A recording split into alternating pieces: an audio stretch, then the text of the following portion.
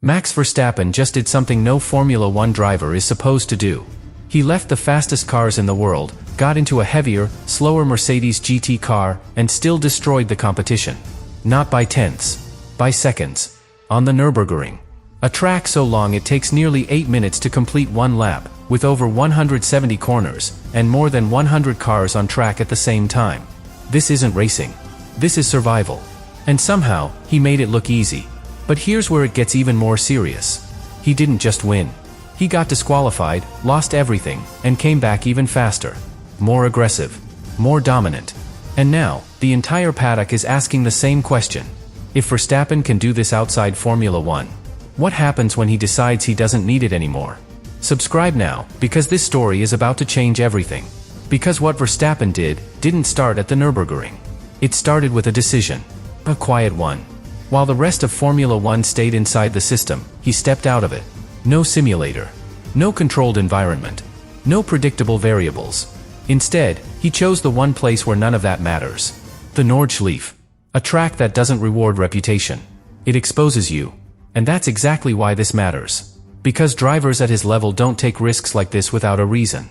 They don't just show up somewhere new and push at the limit. Not unless they're looking for something. And that's where this story gets deeper. Because at that moment, Formula One was standing still.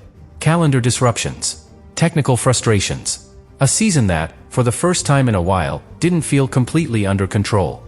And Verstappen felt it. Not publicly. But through his decisions. Because instead of waiting, he acted. He flew to Germany. Entered an endurance race. And put himself in a completely unfamiliar environment. Different car. Different rules. Different kind of pressure. And this is where most drivers would struggle. Adaptation takes time. Understanding takes laps.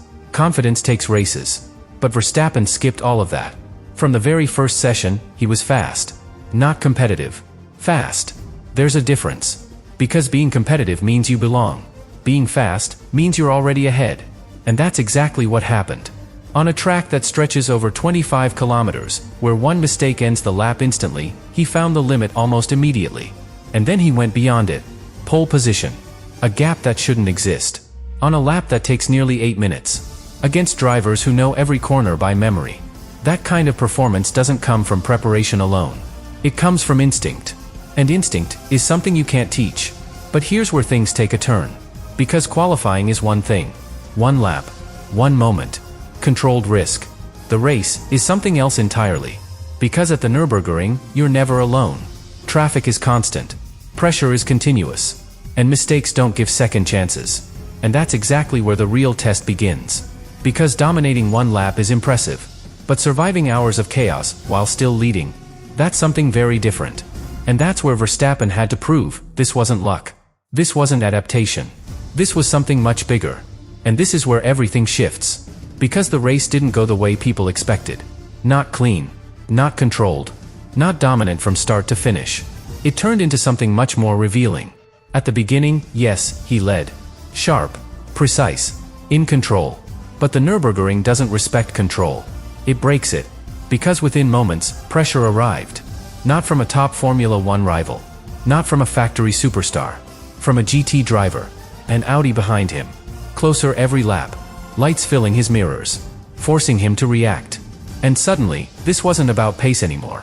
It was about survival. Because on this track, you don't get space. You create it. And if you hesitate, even for a second, it's gone. And here's what made this moment so important. He didn't escape. He didn't disappear like he usually does in Formula One. He had to fight. Corner by corner. Decision by decision. No breathing room. No safety net. And this is where something unexpected became clear. He wasn't uncomfortable. He wasn't under pressure in the way people imagined. He was fully engaged. Focused in a different way. Because this kind of racing demands something Formula One doesn't always require anymore. Constant awareness. Not just of one rival, but of everything. Cars ahead. Cars behind. Slower traffic appearing at the worst possible moments. Faster cars arriving out of nowhere. And all of it happening at speed. This isn't structured racing. This is controlled chaos. And Verstappen adapted instantly. But then, just when it looked like he had absorbed the pressure, when the race started to settle, when the win was within reach, everything disappeared. Not because of a mistake. Not because of a crash. Because of something no driver can control. A technical issue. A decision. Disqualification. The result erased. And this is the moment that defines everything. Because most drivers would step back, reset, treat it as experience. But Verstappen didn't. He did the opposite. He leaned in. Harder. Because that loss didn't feel like failure. It felt unfinished. And that's dangerous. Because when a driver like him feels unfinished, he doesn't walk away. He comes back sharper, more aggressive, more determined. And that's exactly what led to this return. This wasn't about redemption. It was about domination. Because now, he understood the track, understood the traffic, understood the chaos. And once those pieces come together, that's when the real performance begins. And what he's doing now isn't just competing. It's something much more decisive. Because this time, he's not discovering the Nürburgring. He's taking control of it. And once he takes control, everything changes. Because now, he's no longer reacting. He's dictating the pace. And that's the most dangerous version of Verstappen. Not the one chasing. Not the one adapting. The one that understands everything around him. Because the Nürburgring isn't just about speed. It's about memory, rhythm, precision built over repetition. Every corner, every bump, every blind entry. And once a driver locks that into instinct, the track stops being unpredictable. It becomes a weapon. And that's exactly what we're seeing. Because this return isn't cautious. It isn't experimental. It's aggressive. From the very first laps, the intent is clear. No hesitation. No margin left unused. Every sector pushed to the limit. And the gap starts to open again. Not slowly. Not gradually. Immediately. Because now he knows where to attack. Where others lift, he commits. Where others hesitate, he trusts the car.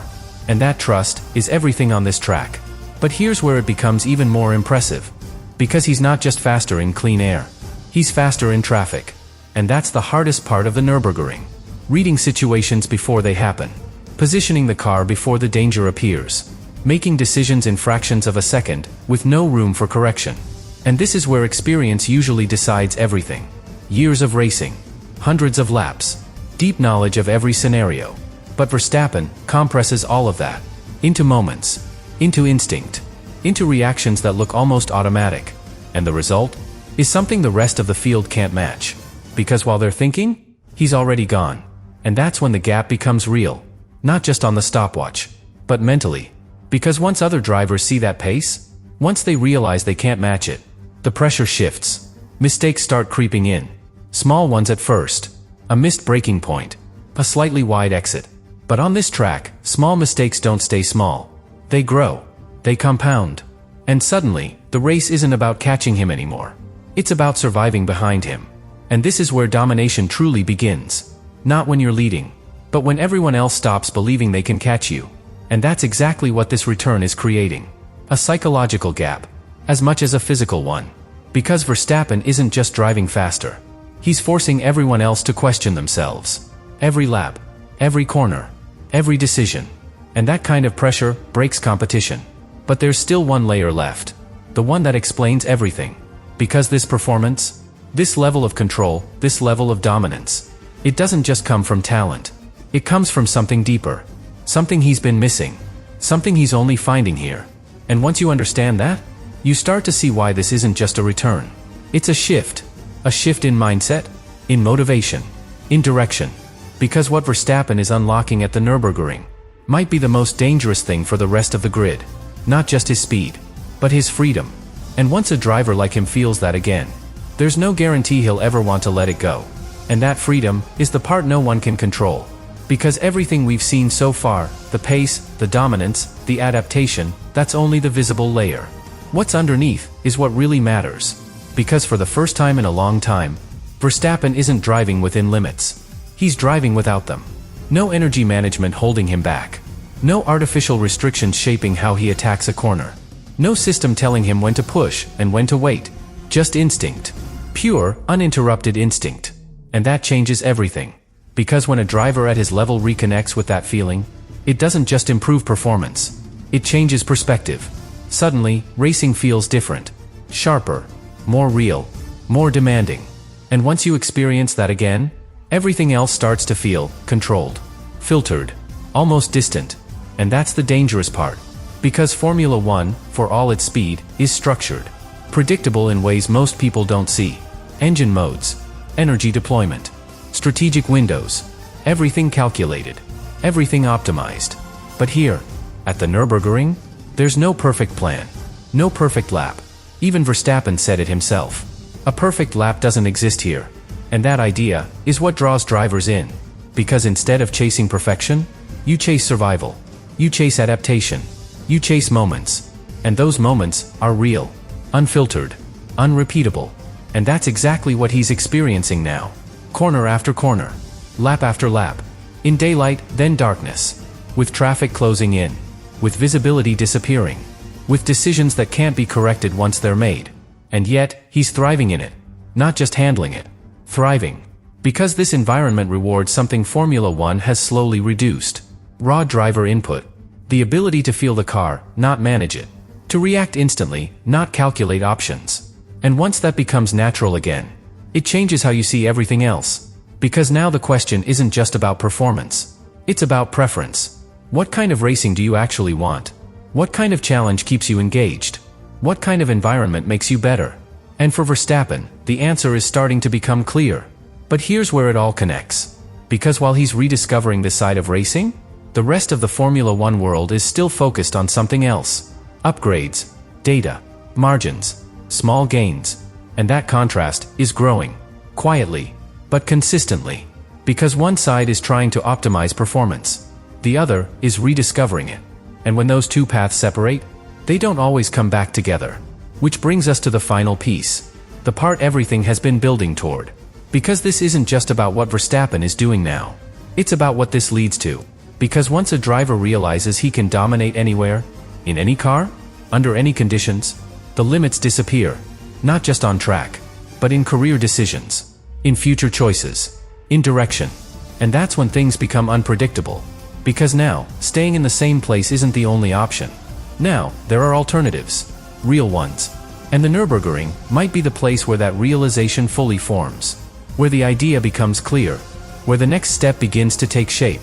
Because this return, this dominance, this connection with something real, it doesn't end here.